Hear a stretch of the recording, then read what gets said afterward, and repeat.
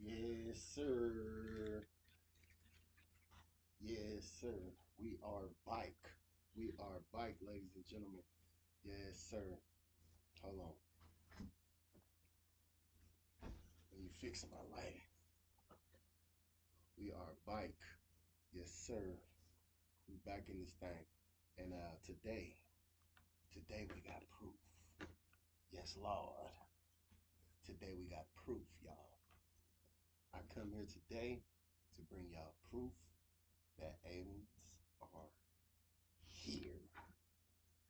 Give it up for the most valuable podcast. This episode 98. You rocking with your host with the most, coming straight from the West Coast. Single bands demand, trying to get 100 grand, and I can't do it without you.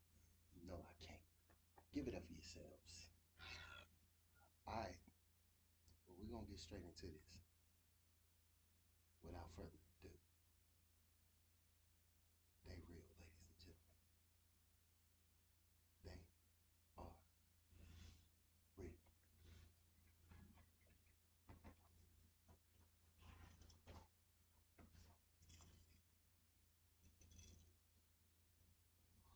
Wagwan.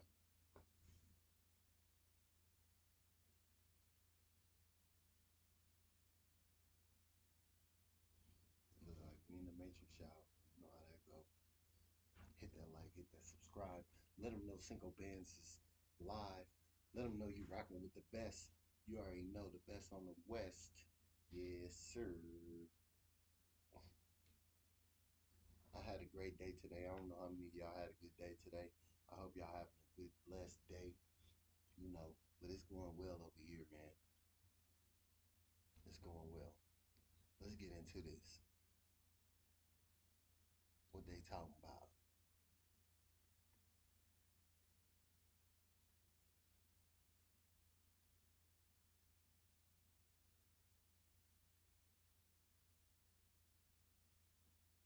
We trying to jump straight into their hearing. You feel me? That's what we doing. Straight into their jaw. Let's go.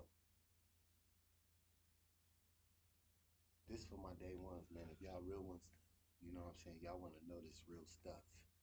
But if y'all only here for the fuckery, you know, I got some of that later. But this right here is that real. It's the Senate. I've read your background, right? Some people would label you as a member of the deep state, since you worked in government for a long period of time. But can you tell us more about that incident? You've written a lot about that. I wrote a lot about incidents like it. Come on now. Come up out of that matrix.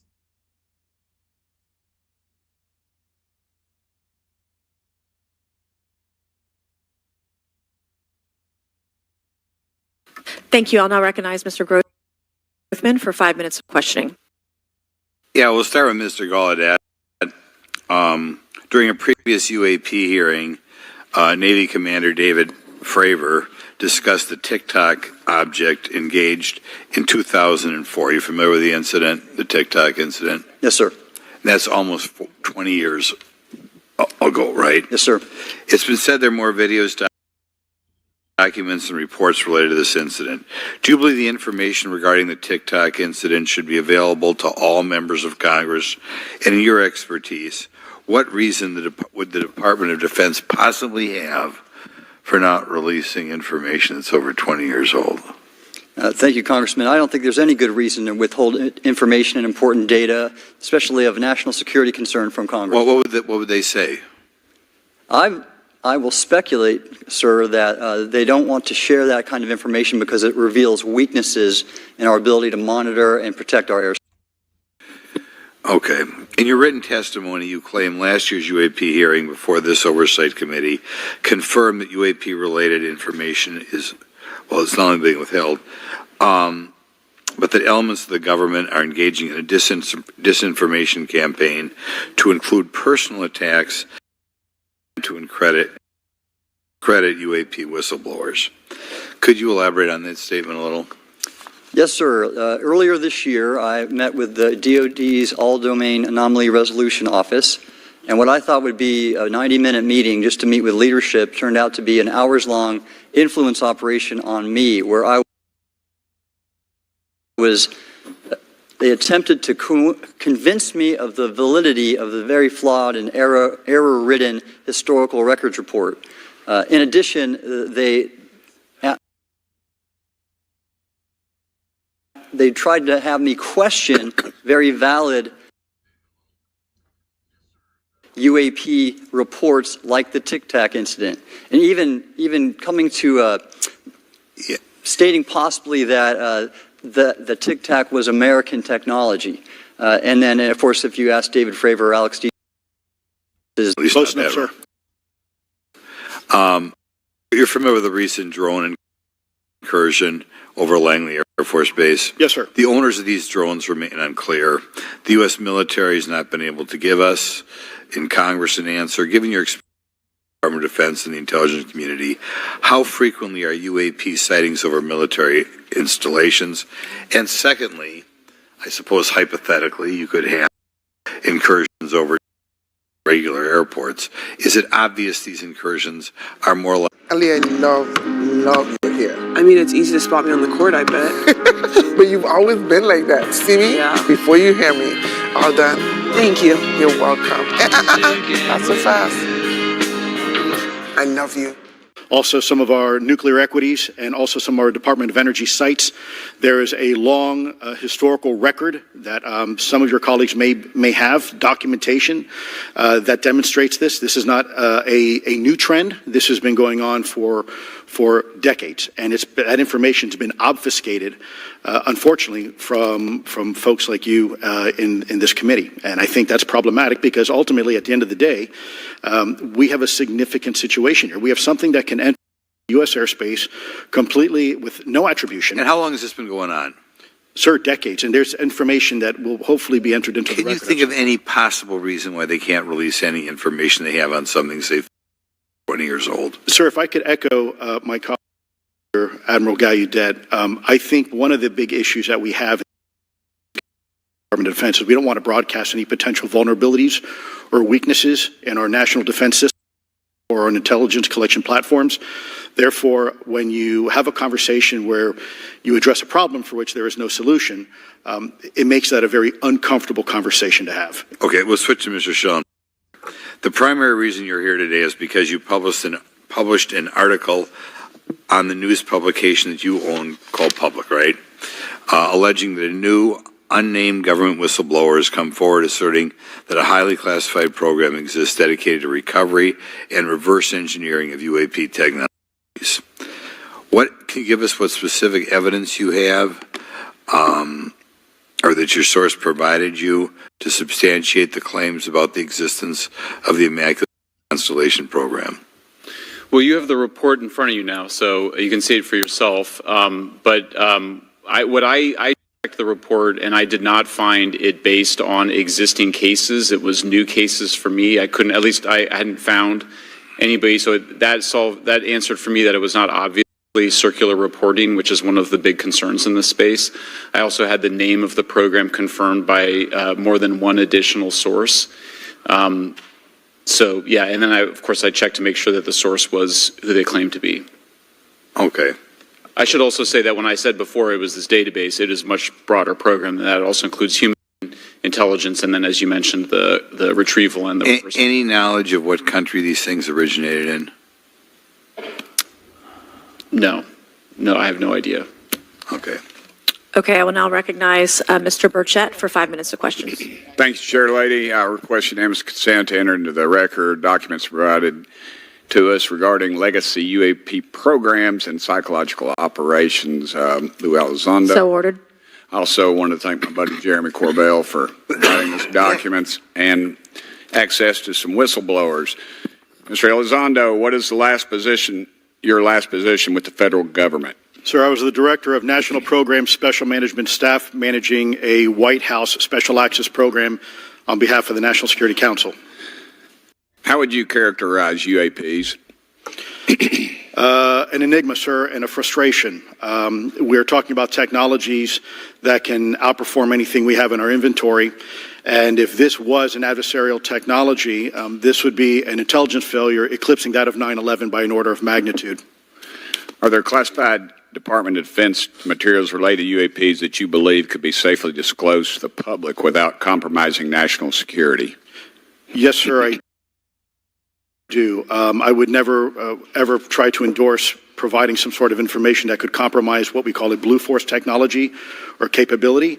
But I do believe there's a lot of information regarding this topic, and I've been very vocal about it, that should be shared not only with the public, but most importantly, with members of Congress. Are you familiar with my friend David Grush?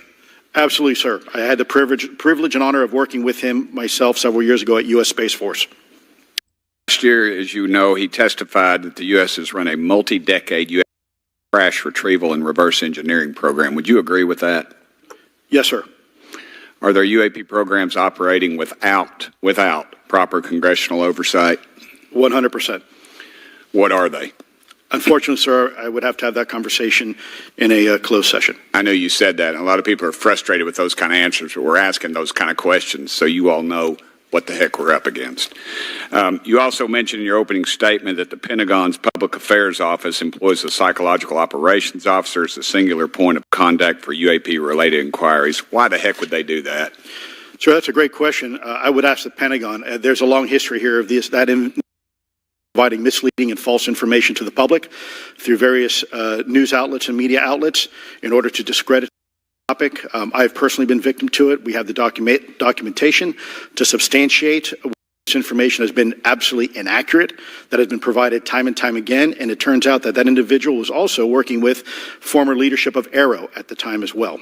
And we punish them by giving them multi-million dollars more than they ask for every year. Admiral Gallaudet, you mentioned in your opening statement on an email you received from the operations officer of the Fleet Forces Command regarding unknown objects almost colliding with U.S. military planes. Did anyone respond with knowledge of what the objects were? I received no response, sir. Did the exercise get canceled? The exercise did not get canceled. Why do you think the commander of Fleet Forces operations officer never discussed the... I can tell that she has a great sense of humor, but she hasn't told me a joke yet. Want a career as a pet psychic? We're not the school for you. Want a career-focused degree that's fast, flexible, and affordable?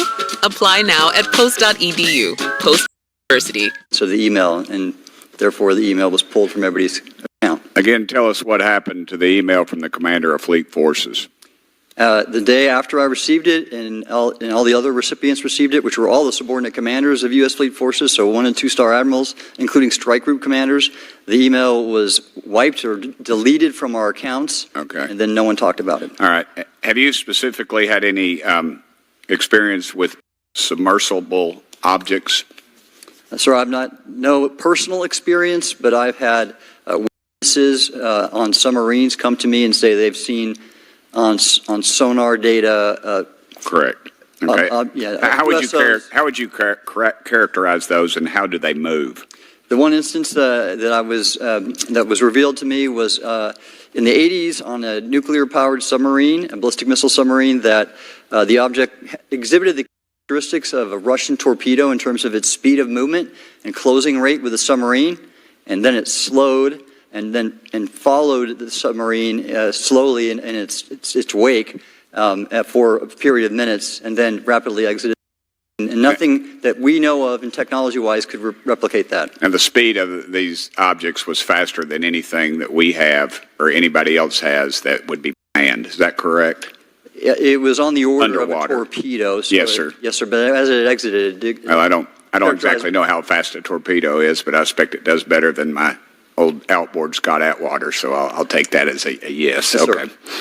Have you experienced any experience with the All-Domain Anomaly Resolution Office, Aero? Yes, Congressman, as I mentioned previously, I have met with them. Okay. I heard Mr. Elizondo describe psychological operations for those contacting the Department of Defense about UAPs. You mentioned a similar influence operation by Aero. Why are federal agencies invested in running information operations about UAPs if they do not exist? Yes, sir. But I'll make a statement on Aero's behalf. They have new leadership. Was has reached out to me to meet again, and I take that as a good faith effort, and we'll see where that goes. Thank you, Chair Lady. I've run over. Thank you. Thank you, Mr. Tennessee. I would like to recognize Mr. Higgins. You're the king of Tennessee. Mr. Higgins, you're recognized for 5 minutes of questions. Thank you, Madam Chair. Mr. Elizondo, Mr. Schellenberger notes in the report that we've been given for this hearing. I believe, Mr. Schellenberger, let me shift you, the author of this report. I'm sorry, sir. I'm not the author. Mr. Schellenberger, were you the author of this report? No, I was no name not. on it. No. Do you know the author? I do. You do. And how would you estimate that madam or gentleman, the author? The person is a current or former U.S. government employee. And it states here that this is the public version of the author's report. Yes. So where might one find the non-public version of the author's report? I don't know the answer to that. Would that be with the Department of Defense? I don't know. But you do know the author. I do. You know what the author's sources were? The authors are described in the report. These databases, the Immaculate Constellation. Right, but you expressed some confidence in the sources. I would. Earlier in testimony, you expressed confidence. So do you know those sources? I do. Are they within the Department of Defense? I can't say. You can't say or you won't say? I won't say. Okay, why not? Because I protect my sources and But you're not naming them. It's a big department. But many of us on my side of the aisle would say it's far too big. So you're talking about the Department of Defense, sources from within the Department of Defense? I'm not willing to reduce the potential universe of where my sources might be. Okay, moving on. In this report, Mr. Elizondo, for reference, several types of allegedly alien craft or possibly alien craft or unknown aerial phenomena, what we used to call UFOs, are described. Spheres and orbs, discs and saucers, oval or tic-tac, triangular shape, boomerang and arrowhead, and irregular or organic. Mr. Elizondo, does that summarize to you the types of craft that we're discussing today? Sir, that is a general morphology, historically speaking, of many UAP. So those descriptions are very different craft. Is it your assessment that they would come of different origins? It's possible, but it also could be in sense a matter of utility. And let me just state for the record, I never read the report or the article that Mr. Schellenberger put out. The reason That's a good point. We're just referencing it. Yes, sir. For descriptive purposes for the American people. Mr. Schellenberger, in this report, it's striking to me that regarding the descriptions of experiences with these various craft, several of them include biological effects and several do not. Are you familiar with what I'm talking about? Yes.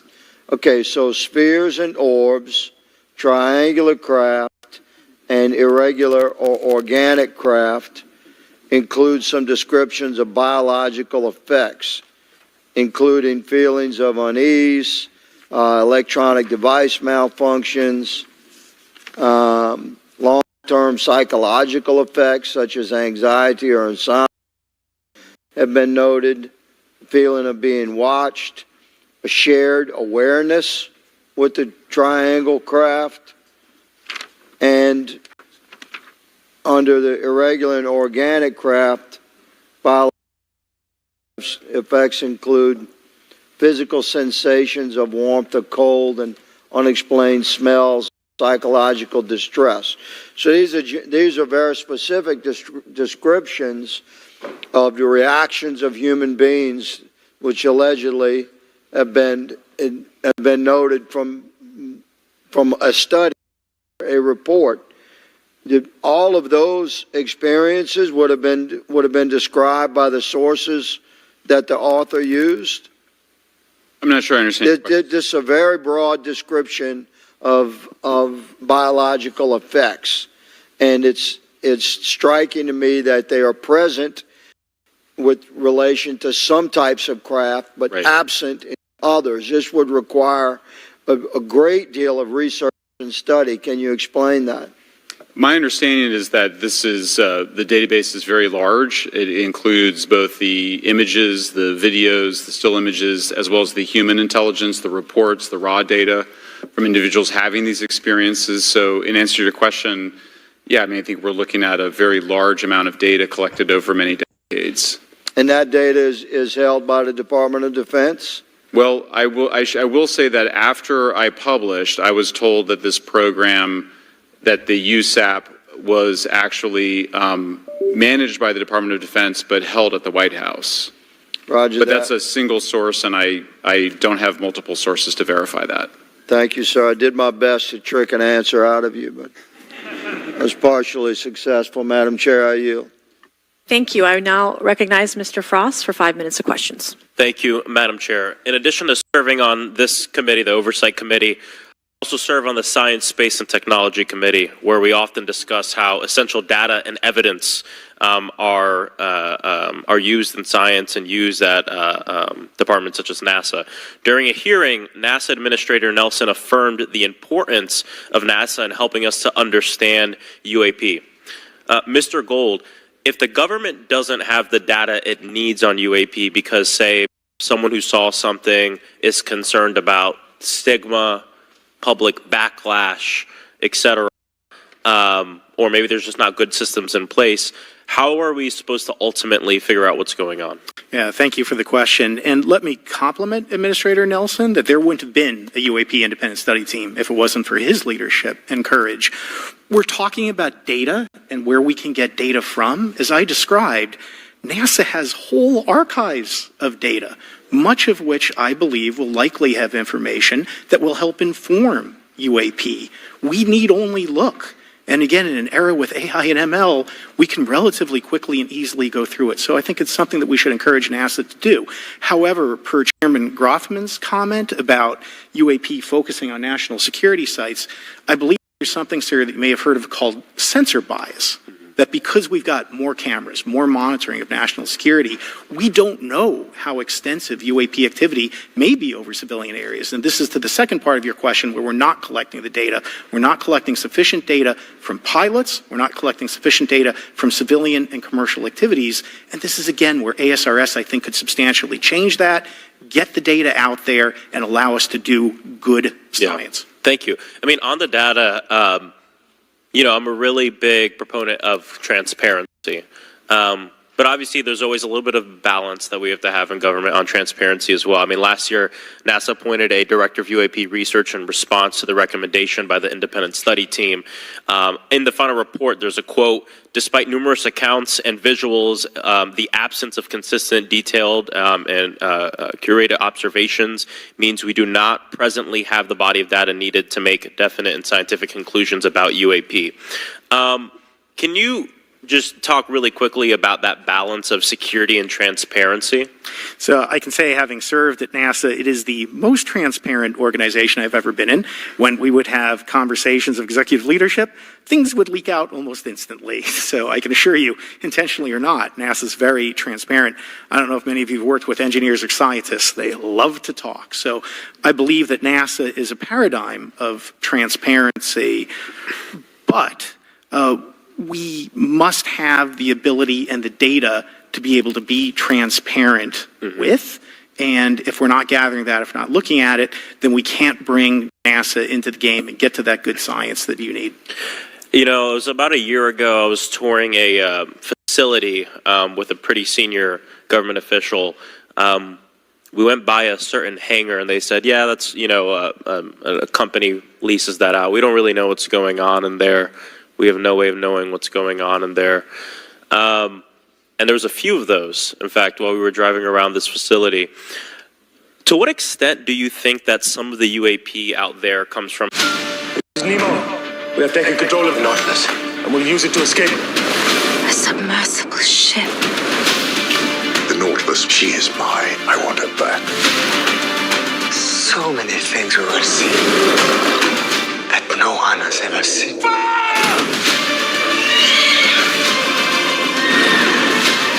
We are each other's best hope. This is going to be such fun. That are tailored to do so. With UAP, we're using cockpit gun cameras or cell phones.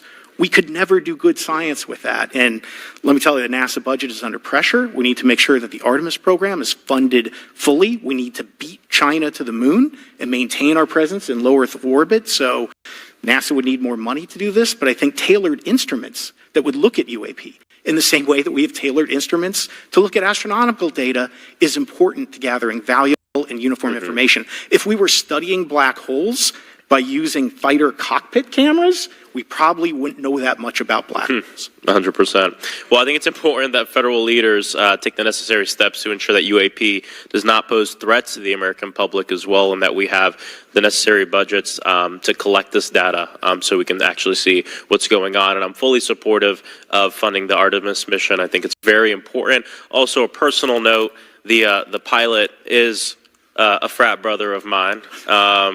He is a member of the Phi Beta Sigma Fraternity Incorporated, and so I would love to see my fraternity make it to the moon. But Redwire is building the cameras for Artemis, so we will take some pictures of your frat brother and get them. There we go. Thank you so much. I yield back. Thank you. I will now recognize Ms. Luna for 5 minutes of questioning.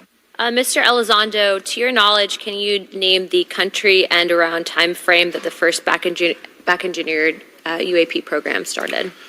Ma'am, unfortunately, I would not be able to have that conversation in public. Can anyone on the panel name that? None of you?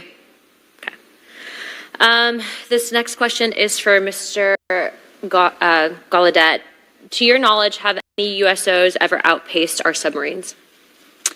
Yes, ma'am. At what magnitude? I don't have the exact speed, but again, a witness came to me, a credible former submarine officer who observed it on sonar data, and this was in the 80s in the North Atlantic during a storm, and it outpaced his submarine by orders of magnitude. Are you aware of any hotspots that currently exist off our shores in North America? Not with sufficiently credible data, ma'am. Okay, we've heard reports of there potentially being hotspots, maybe entry and exit points. Have you heard of any of that? I have not, ma'am, but my colleague here, Mr. Elizondo, does discuss some USO activity that he's observed in certain DoD databases. Mr. Elizondo, in regard to these aircraft being piloted by whatever they might be, non-human biologics, would you agree that it's likely that they are being piloted by some mind-body connection? Ma'am, I think it is safe to presume here that intelligently controlled, because some cases seem to anticipate our maneuvers, and in other cases they seem to, I came across an email where the word stalked was used in a very secure email between Navy officers discussing their ships being pursued by a UAP. In our previous panel, we had Grush, and he had testified to say that some of these were interdimensional beings. Can you speak on that at all? Ma'am, I'm not qualified. I'm a scientist or otherwise to speculate points of origin. I looked at everything from a scientific perspective. So if you look at, for example, instantaneous acceleration, which was one of the observables of the program that I belong to, ATIP, the human body can withstand about 9 G-forces for a short period of time before you suffer negative biological consequences, blackouts and ultimately redouts and even death. Comparison, our best technology, the F-16, which is one of this older platform, but one of our most highly maneuverable aircraft, manned aircraft, made by General Dynamics, can perform about 17 or 18 G-forces before you start having structural failure, meaning that the airframe begins to disintegrate while you're flying. The vehicles we're talking about are performing in excess of 1,000, 2,000, 3,000 Gs. So would it be safe to infer that they're living craft? I'm not prepared at this point to state for the record is something alive or not, because that definition is there was a time in science we thought that life required oxygen, and we now know that's not true. There are anaerobic bacteria that thrive in oxygen environments that lack oxygen. And so also same with photosynthesis. When I was in college, I was told everything is derived from photosynthesis as a form of energy. In reality, that's not true. There are things that live off of chemosynthesis. So we're constantly having to reevaluate our understanding of what the definition of life is. Do any of you ever come across reports from people that claim to have firsthand experiences with these entities, whatever they might be, or these aircraft, and then as a result, whether or not they're religious, find that these things will automatically disappear? Anyone, this is open to any of you on the panel. So just real quick, because I'm running out of time. Lou? Ma'am, I've always been a nuts and bolts kind of guy. When I was at ATIP, I was focusing more on the performance characteristics and less on the potential occupants. Okay. Ask is because it seems like just based on our conversations that we've had people that say that there are good and bad of whatever these things are. And so my concern from a national security perspective is A, that true? B, are you guys hearing the reports of that? And C, I think moving forward in regard to technology, Mr. Gold, if you can answer this real quickly, some of these aircraft, it seems that they are operating off of energy that we don't currently have. But just yes or no, in your opinion, if we were able to obtain that, would that impact humanity for the better or negative? Would certainly save us some money on funding this. Definitely. And this is a national security issue, that if there is such technology out there, we're not the only country that might have access to it. We don't want to be on the wrong end of technological surprise. Okay. Thank you guys for your time. All right, thank you. I will now recognize Mr. Garcia for 5 minutes. Thank you. I apologize for stepping out. My governor upstairs, so I'm trying to get in between meetings, so apologize for that. I want to just start by just asking everyone on the panel or witnesses, and I had a chance to read all the testimony before, but just to set the agenda, just if we can go down real briefly, do you believe, just for the record, that the federal government, any part of the federal government, is knowingly concealing evidence about UAPs from the public? Yes, sir. 100%. Yes. Yes. Thank you. I also want to just go down the line. I know many of you have already said this, but I just, for the record again, just briefly, what do you believe UAPs could be or are? Strong evidence that they are non-human, higher intelligence. I echo my colleague's comment, sir. Genuinely do not know. Don't know, but we must find out. Okay, thank you. I appreciate those answers, gentlemen. I think this is obviously another remarkable hearing with just really important information, so I thank all of you for answering the questions. Admiral, I just want to go back to one thing. Now, last year, our subcommittee heard from two retired Navy pilots, Lieutenant Ryan Graves and Commander David Fravor, regarding UAPs. Actually, I think Ryan is here in the audience and been a great person to get to know and to have conversations with. He, of course, has been involved in the Safe Airspace for Americans Act with Chairman Graves, with Chairwoman Mace for UAP by civilian aviation personnel. Can you discuss briefly why it's important for civilian pilots to be able to report UAPs and why these legal protections are critical for our national security? Yes, Congressman, thank you. And I did invite Ryan Graves as my guest, as I'm on his advisory aerospace, and legislation that you supported and introduced, I fully support as well. And I think it's important that more civilian pilots, commercial pilots, report so we can better understand and learn and do research on UAP, as well as remove the stigma so more citizens report on what they observe. And also, it'll only contribute to aviation safety when we have a better understanding of where these UAP are, how they operate, and at what frequency and what capability level. So it's important for aviation safety, and it'll be important for moving science and research forward. Thank you, sir. And I just want to reiterate to my colleagues, I mean, this is a very bipartisan piece of legislation, and we just got to continue to get this through the Congress, and it's incredibly important that civilian pilots have the opportunity to safely report the UAPs that they are seeing or encountering in the air. And I can't express how critical this piece of what I believe is a larger collection of evidence and facts actually happen. We've been approached by pilots. I've talked to folks that have been engaged with our office and others, and there is still enormous stigma And essentially, we don't have a system where folks are feeling free to be able to report what they're seeing. And so I just want to reiterate that. That advocacy. Mr. Gold, in your testimony, you discuss NASA's aviation safety reporting system, a confidential, non-punitive reporting mechanism. In the Safe Airspace for Americans Act, we explicitly allow The perfect way to be able to gain more data. And when it comes to the stigma, sir, it's something that pilots are used to reporting on, that crew is used to reporting on. So it's a great way to get data to overcome the stigma without spending really that much more additional money since the system exists. Thank you so much for your support of that. Thank you for what Ryan Graves does. This is a common sense means to expose the truth of UAP for the purpose of this hearing. Thank you. And I just want to also add, now, earlier this year, as part of the House Defense Authorization Bill, the NDAA, I had filed an amendment to include the UAP Disclosure Act, which would create a UAP Records Review Board and exercise of eminent domain over UAP-related material, modeled actually on the JFK Assassination Records Collection Act, which is widely known. Now, the amendment was blocked, but thankfully the Senate included the amendment by Senator Rounds and Schumer for the UAP Disclosure Act. So I just again want to say that we should be pushing and ensuring the UAP Disclosure Act, which is bipartisan in its support, should move forward. And if I can just briefly, particularly Admiral, can you just briefly, as I close my time, explain why the UAP Disclosure Act would be critical for us and our national security? Thank you, Congressman. Yes, I believe the UAP Disclosure Act is important for national security as well as What's different about you? It's Ron with TechRon. I'm feeling so good. I'm getting unbeatable mileage and working on keeping those engine parts clean. Come on, what is it? I'm telling you, Chevron with TechRon. Awesome decision.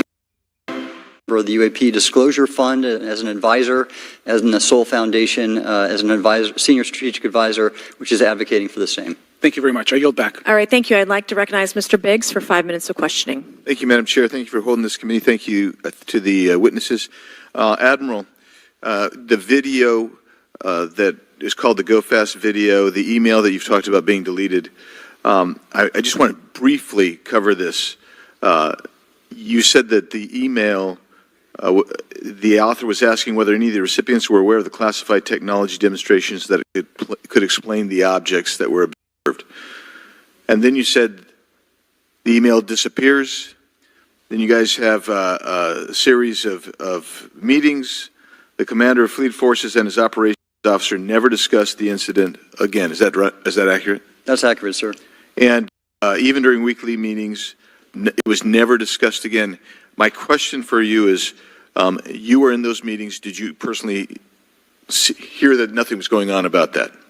Yes, sir. I was in those meetings. And did you make inquiries about that? No, I did not, sir, because I inferred, since I had been read into other special access programs, that this UAP video was part of one that I was not read into, or any of the recipients, or the author of the email, and that an intelligence agency basically pulled it back and instructed the author of the email, hey, this is, you just conducted what they call spillage into a lower classification level, and when that's done, the procedures are basically to remove any of the communication. You're going to silo it.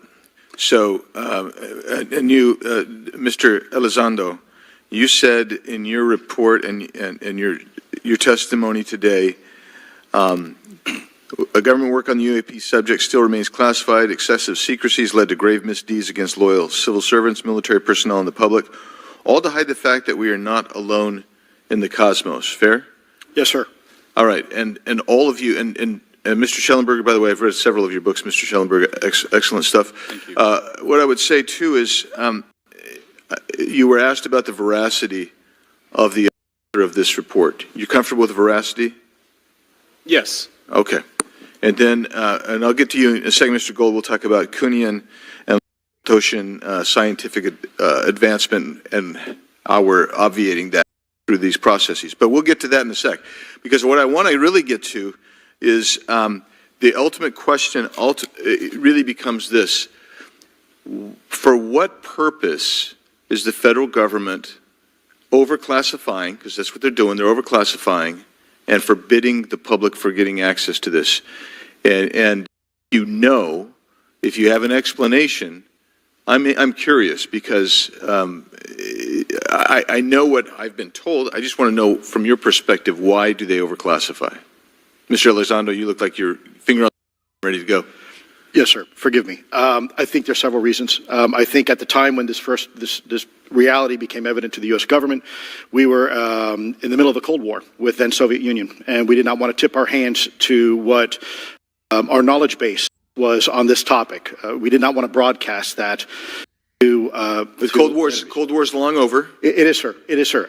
There's also then the philosophical argument that the Department of Defense and the intelligence community is solution-oriented. And when you don't have answers, it's a really tough spot to be in. It's easier to be quiet and suppressed if you don't have the answer. Indeed, sir. In fact, there's a very real example when we built the U-2 spy plane and flew it over then Russia, and we're taking reconnaissance. And when we first started flying craft, it flew so high and so fast we thought they weren't tracking us. In reality, they were tracking every flight.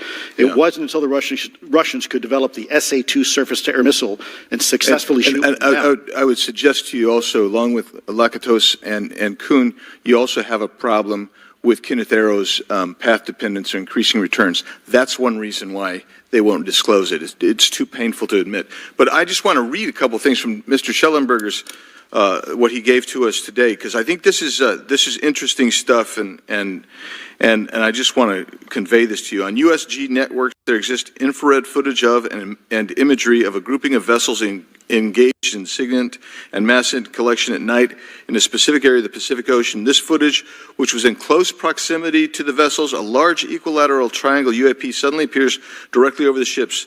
These three bright points are seen at each bottom corner of the UAP, which is observed to slowly rotate on its horizontal axis. And he goes on to describe that. And I just want to read one more. And I'm doing this because I think it's interesting. This stuff is interesting as anything. So let's get this one here, right here. While performing a routine airspace surveillance and control mission in the Eastern Air Defense Sector, an F-22 fighter observed multiple UAP contacts at mission altitude. Moving to intercept the F-22 pilot noted multiple metallic orbs slightly smaller than a sedan hovering in place. Upon vectoring towards the UAPs, a smaller formation of the metallic orbs accelerated at rapid speed towards the F-22, which was unable to establish radar locks on the presumed hostile UAPs. The F-22 broke trajectory and attempted to evade, but was intercepted and boxed in by approximately 3 to 6 UAPs. And then I'll leave that there, but because I just have no more time left. Well, she's not looking. So let's just get into let's get into this. I thought I would be saving the bell. No. Let's talk about Kuhnian, Lakatoshian type of scientific development, and the problem that we have here is you have institutional blockage of what would be normal development of scientific ideas. And if you want to expand that, Mr. Gold. We're over time, so be very fast, please. I'll just say I'm a recovering attorney, so please take it easy on the science. But all breakthroughs have been heretical at first, and that's the challenge that we face, particularly with something as extraordinary as this, which is why gathering the data is so important. And I'll just end by saying, by the way, the overclassification of material is in no way limited to UAP. That is occurring throughout the government, as well as the inability to get people classifications in a timely and efficient manner, and then to have those classifications be broad enough to be useful. So this is a larger issue that I hope that Congress will look at. Thank you. Thank you, Mr. Biggs. I've been generous. All right, Mr. Burleson, I'll recognize you for 5 minutes of questions, please. Thank you, Madam Chair. Mr. Elizondo, does any branch of the United States government or defense contractors possess technology? Sir, there's documentation that I believe was submitted for the record that was approved for release by the U.S. by the Department of Defense Office of Pre-Publication Security Review.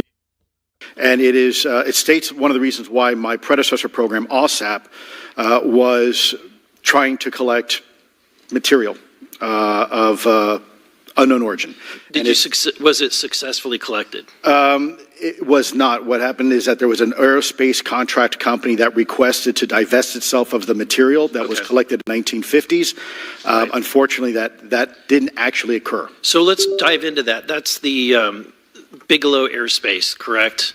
So yes, sir. there was a journalist, Christopher Sharp, who said that there was a transfer between Lockheed Martin, Bigelow Aerospace, and the CIA allegedly blocked this. Can you describe that? What I can say is that it was blocked. Why it was blocked, I can only. I was part of some conversations later on with some of those contract personnel where they had told all of us that is accurate. What we required was a memo from the Secretary of the Air Force in order to make that complete, and that never occurred. And so when Secretary Mattis became Secretary of Defense, I decided it would be appropriate for me to try to receive a memo from him as SecDef, as Secretary of Defense, if we could not get a memo from the Secretary of the Air Force to transfer that material. So if that material exists today, who's in possession? Sir, I wouldn't be able to have that conversation in an open hearing. We'd probably have to have that. Okay, my question to you then is, if we were in a secure setting, if we were in, would you be able to provide or get access to visuals or material that we could put our hands on, or biologics, convince me, that would show me that we have non-human origins? Sir, that decision would not be mine. That would be to the gatekeeper still in the U.S. government. And who would we, so if you were in our shoes, where would you go from here? How would you get that information? Where? Just don't know who to ask because we don't know where to go next. So if you were in our shoes, where would you go? Well, I prefer to answer that question in a closed session. However, we established Aero for that very purpose, and unfortunately, under its previous leadership, it failed. So one would hope that they would have the authorities necessary to do that. Let's hope that this new iteration of leadership will be successful. In the discussions, it's simply about material, or is there discussion about it was previously testified that there was biologics that were collected. Are you aware of any of that? I am, sir, aware of the reporting that biologics have been recovered. Again, my focus was more nuts and bolts, looking at the physical aspects of these phenomenon, how they interacted around military equities and nuclear equities. So I'm certainly not a medical expert. I would not be able to probably provide you a whole lot of value in that simply because I don't have the expertise. But was anything described as that we have possession of bodies? Yes, yes. We have is it multiple types of creatures, or? Sir, I couldn't answer that. I can tell you anecdotally that it was discussed quite a bit when I was at the Pentagon. The problem is the supposed collection of these biological samples occurred before my time, in fact, before I was even born. And was this part of the Lockheed Martin discussion, or was this the biologics is a completely separate? Separate yet related. Okay. Has anyone made contact? Sir, I'm sorry, could you specify? Has there been any, to your knowledge, any communication with a human life form? So the term communication is a bit of a trick word because there's verbal communication like we're having now. You also have communication. And so I would say definitively yes, but from a nonverbal meaning, when a Russian reconnaissance aircraft comes into U.S. airspace, we scramble two F-22s, and we are certainly communicating intent and capability. I think the same goes with this. We have these things that are being observed over controlled U.S. airspace, and they're not really doing a good job hiding themselves. They're making it pretty obvious they have the ability to even interfere with our nuclear equities and our nuclear readiness. Is the United States government and our contractors, are they? Enter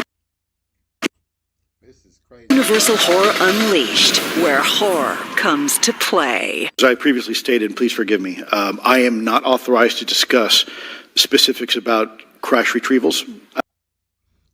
Again, I signed documentation with the U.S. government.